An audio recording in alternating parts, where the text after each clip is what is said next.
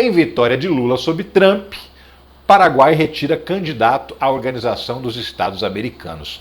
Trump, Lula, Paraguai, como assim? Que mistura é essa? Então, te explico. Seguinte, um dos objetivos da extrema-direita é ocupar os espaços que não são favoráveis para ela. Onde tem gente razoável, gente que tem um pouquinho de consequência na cabeça, um pouquinho de responsabilidade, eles querem entrar, né? É por isso que eles lançam candidato para conselho tutelar, é por isso que eles lançam candidato para conselho de medicina, para colocar bolsonarista em todos os lugares. Os trumpistas fazem a mesma coisa lá nos Estados Unidos. E aí tem um detalhe, né? Existem os organismos internacionais. E eles também querem ocupar esses organismos internacionais. Para poder fazer o quê? Colocar um lunático lá que fique repetindo as coisas que o Trump mandar ele repetir. Então, o Trump articulou com o governo do Paraguai, que é um governo de direita, para lançar um candidato à presidência da Organização dos Estados Americanos. Ele não ia lançar direto um candidato americano, porque sabia que não ia ganhar, né? Depende de todos os países da América votarem e tal. E aí, o que acontece? O governo brasileiro, justamente para não ter esse perigo de colocar um trumpista na Organização dos Estados Americanos, se articulou com os governos do Chile e do Uruguai, dois governos progressistas, junto com o Brasil, e lançaram um outro candidato, o candidato do Suriname. E aí, bom, mas o Suriname é um país assim que não é tão importante e tal. Então, mas dentro desses contextos aí de Organização dos Estados Americanos, não tem essa de o mais rico leva, não tem esse negócio. Então, se organizaram e indicaram um outro candidato. E aí se aglomerou vários outros países em torno desse candidato que é do Brasil. O que aconteceu? Brasil, Chile e Uruguai, como eu te falo, travam um braço de Trump na OEA. Você imagina a seguinte situação, agora acabaram de mandar aqui para o Brasil um representante da OEA, da Organização dos Estados Americanos. Ele veio aqui por conta daquela denúncia de uma ditadura de toga e não sei o que e tal. Ele veio verificar as decisões do Alexandre de Moraes, né? Vai fazer o relatório, daqui a pouco vai ter esse relatório e tal. Mas a extrema-direita já não está muito contente porque descobriu que o cara que veio aqui não é um cara extremista de direita como eles. Então, provavelmente, o relatório do cara não vai ser aquilo que eles queriam. E é por isso que eles querem colocar na liderança da OEA a gente deles. Porque aí você imagina, se o cara que é obediente ao Trump sai lá e vem para o Brasil fazer um relatório, o que ele vai escrever nesse relatório? Só o que o Trump quiser. Então, por isso, houve essa articulação.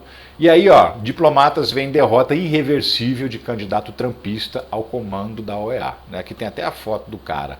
O chanceler do Paraguai, Rubem Ramírez, se encontrou com o Trump em novembro de 2024. Esse cara à esquerda aí do Trump seria o candidato trumpista para a Organização dos Estados Americanos. Mas aí, com essa articulação de Brasil, Chile, Uruguai, melou a festinha do Trump, não rolou, não deu certo.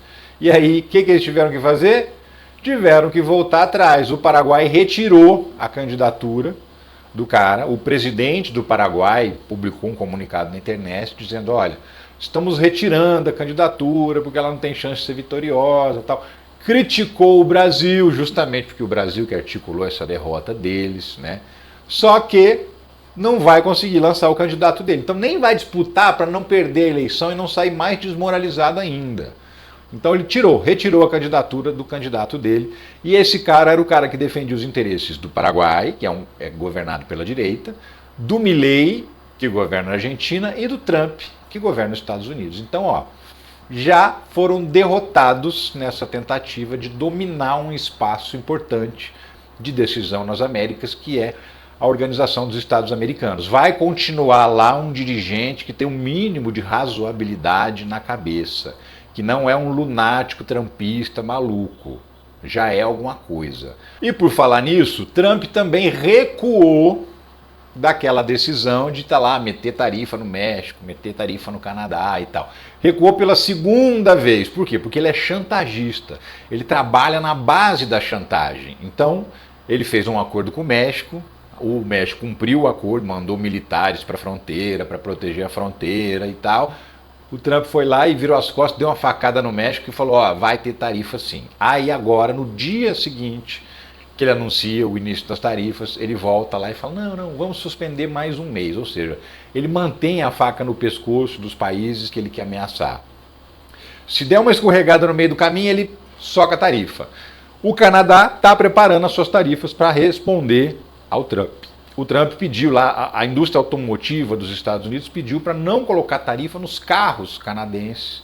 Justamente por quê? Porque tem uma troca, uma venda de um lado para o outro, do Canadá para os Estados Unidos, dos Estados Unidos para o Canadá, muito importante para a indústria automobilística americana. E aí ele recuou, falou, olha, no caso do Canadá não vai valer por enquanto as tarifas para automóveis, mas as outras vai. E nesse meio tempo, o Canadá está preparando a resposta também, tarifas em cima de produtos que são fabricados, são produzidos por trumpistas. Então tem no agro, tem tarifa em combustível, que é uma coisa que os Estados Unidos vendem para eles, tem aço, tem uma série de coisas que eles vão tarifar os Estados Unidos na mesma proporção de que eles estão tarifando o Canadá. A China já meteu tarifa também de 10% a 15% e obviamente isso vai favorecer o agro brasileiro. Por quê? Porque se os Estados Unidos vão vender menos para a China, por causa das tarifas da China, a China vai comprar mais do Brasil, porque os dois países com o maior agro do mundo é justamente Brasil e Estados Unidos. São os grandes concorrentes na produção de alimentos, de carne, de grãos, né, no mundo. E aí, quando um perde mercado, o outro ganha. É isso que vai acontecer. No caso do México, o Brasil já está esperto também. É a matéria da CNN. Brasil avalia buscar México após tarifaço dos Estados Unidos. Por quê? Porque o México compra carne suína dos Estados Unidos, compra aço, compra alumínio, compra peças automotivas, peças de carro, e tudo isso o Brasil também tem para vender. O presidente do Brasil é um homem progressista, a presidente do México, a Cláudia Sheinbaum, também é uma política progressista, então tem uma afinidade aí. E aí o Brasil já está estudando, justamente falou, ó, você vai tarifar a carne suína dos Estados Unidos, significa que eles vão vender menos para o México, né? Não quer comprar a nossa, não? A nossa sai mais barata, tal. E aí, preencher essa lacuna que os Estados Unidos ocupam hoje, vão deixar vaga, e o Brasil entra para vender esses produtos para o México. E vai fazer isso também com outros países que estão em briga aí por conta das tarifas com o Donald Trump. Vai oferecer coisa para o Canadá, se vier tarifa para a União Europeia, mais um motivo para o Brasil vender para a União Europeia. Já tem essas tarifas chinesas que vão provocar uma mudança nas vendas, um aumento das vendas do Brasil para a China. Então, tudo isso vai acontecer e o Brasil está vendo aí a oportunidade. Daqui a pouco vai vir tarifa no Brasil? Possivelmente sim, o Trump está falando isso, fez um discurso no Congresso Nacional Americano e falou sobre o Brasil. E aí o Brasil também está preparado para fazer uma negociação com os Estados Unidos, inclusive com relação às tarifas do etanol, que é o grande problema, é o grande motivo de reclamação do Donald Trump, mas também está se preparando para morder um pedaço desses mercados que os Estados Unidos vão perder por conta das tarifas do Trump. Não existe vácuo no poder e muito menos no comércio internacional. Se alguém não vende, outro chega lá e vende no lugar. E é isso que o Brasil está tentando fazer em razão dessas maluquices aí do Donald Trump.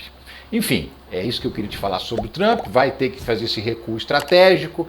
Não conseguiu colocar o candidato dele na OEA, voltou atrás com as tarifas do México e agora está ameaçado também de perder mercado para o Brasil lá na China, mercado de alimentos, principalmente de alimentos, tá?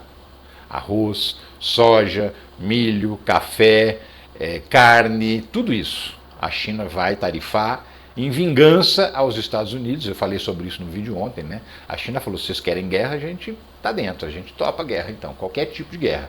Guerra comercial, guerra tarifária, guerra mesmo, na bala, o que vocês quiserem, a gente tá dentro. A China já deixou esse aviso para os Estados Unidos. E a China é realmente um país capaz de fazer frente aos Estados Unidos. Diferente da maioria do planeta, a China tem uma economia tão grande quanto a americana, e também tem militar pra caramba, tem bomba pra caramba, tem armamento pra caramba.